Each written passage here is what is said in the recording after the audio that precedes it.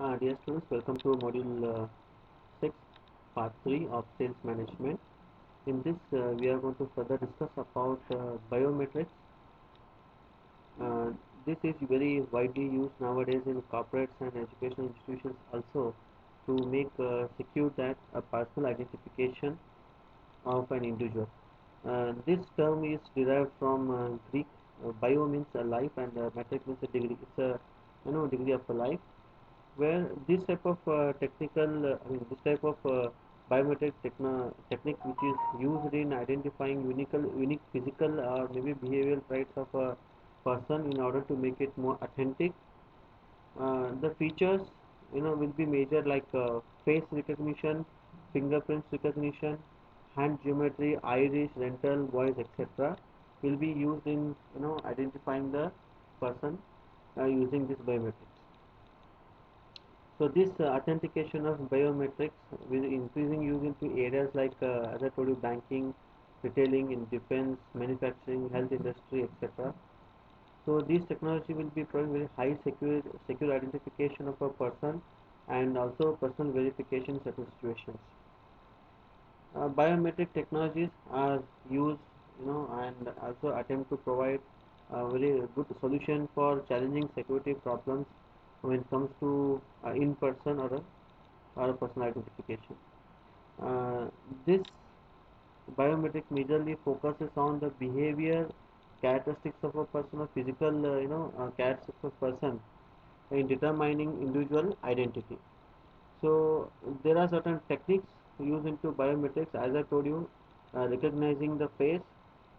So this biometric system usually automatically recognizes the person's face and gives access to the different world.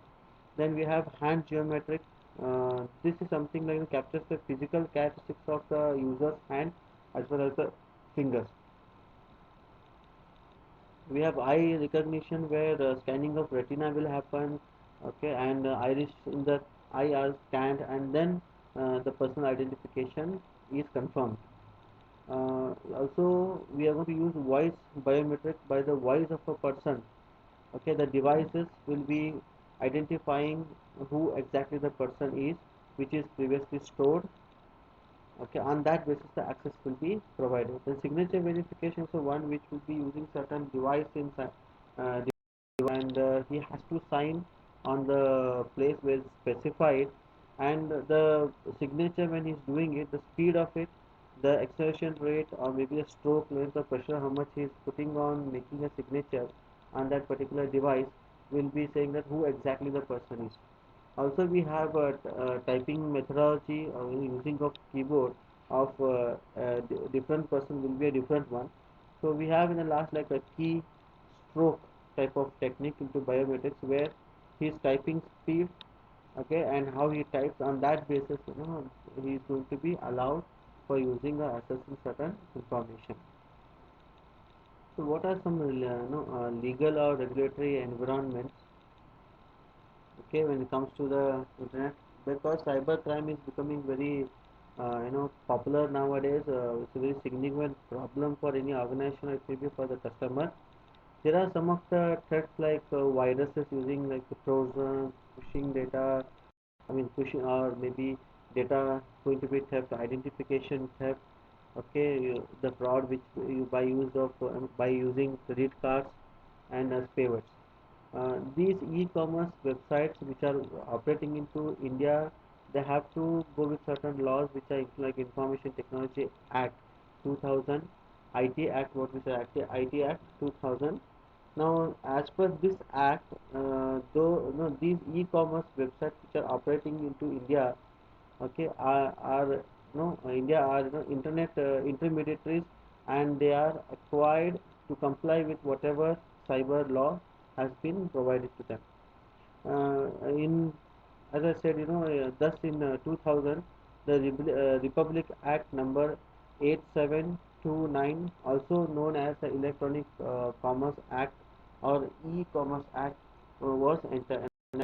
In this law serves that facilitate domestic and international transactions and gives agreement through the utilization of this electronic devices or medium or any similar type of electronic medium. while transaction between the buyer and the seller. And also this law also entitled that promote the universal use of electronic transaction in government and public sectors, both the sectors. So there are some legal issues in e-commerce. What are the issues? Like one issue is that e-contracts. These are usually governed by some basic principles which is provided by Indian Contract Act 1872 ICA, where which mandates that the validity contract should be entitled, okay, with a free consent between both the parties, and it should be in the lawful between two adults actually. Next we have data protection. Security of the information provided during the transaction which is done online is very major concerned one. Under this section like 43A of the IT Act, it says that reasonable practices and procedures and sensitive personal data or information rules 2011 has been proposed, which provide a framework for protecting the data in the India. Next we have actual intellectual property rights, what we say it as IPR. There are numerous possibilities of any trademark having your own copyright, patents, okay, for an online medium is a must. So that cannot be copied by anybody else. So these issues has to be taken care. Then we have phishing and identifying theft, where the fraudulent activities of stealing the personal information of the customers at the time when it is provided to the trader for online transactions. We have something hacking and cyber vandalism. The hacker, who is an individual with an unauthorized access, he will be using your computer system without any prior permission. We have spoofing and spam. When spoofing we call it as farming, and also spam we call it junk type of sites.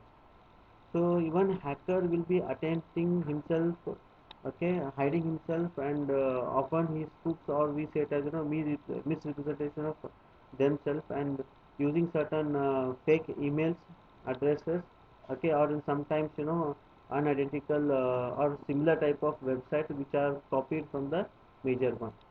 So we, as I told, spoofing is also called as farming, which involves that they will be redirecting your link from the required website to some other website which is looks like alike, same. So they take all the information and they are using it for making of fraud activities. We have certain guidelines for avoiding legal issues. One, the contract formation which happens between both the parties.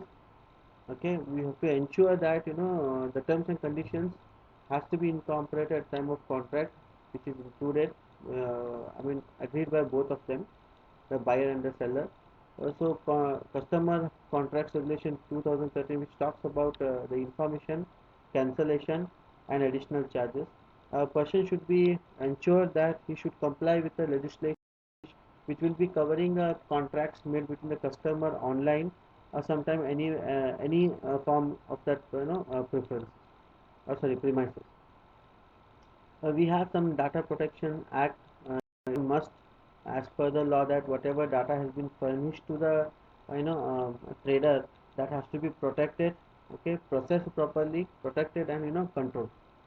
Next we have intellectual property. As I told you, people, he should go with his own copyrights and trademarks, which will not be uh, giving any opportunity for others to copy the same, okay, and use the same type of display of the website, where will be confusing customers, okay, using the website for the transactions. Now customer protection legislation. This legislation, such as the Unfair Contract Term Act 1977, then the unfair terms in customers contract regulation 1999, and the customer protection order 87 will be applied equally to both goods sold over the internet. So in the last we have something like security. You should be very much be aware about the fraud which happens at the time of payment. Instructions is given to the buyers.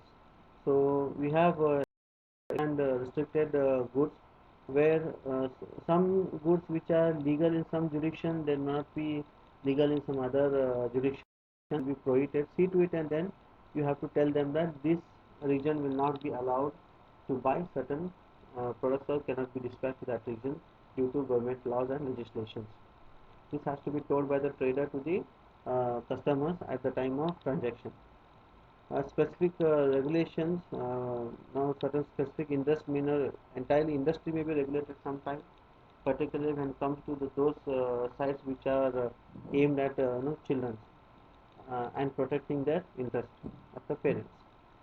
Access agreement, here this is something is imposed to have terms and conditions which will be governing the use of the website by the customers or any other traders. So this is all about your module 6 of sales management. Here we are going to end with module 6, which is very general and very widely used nowadays by everybody, okay, by every general public in any of the countries. So thank you. Please go through all the three parts of sales management module 6. Have any doubts can be contacted personally or website on the WhatsApp. Thank you.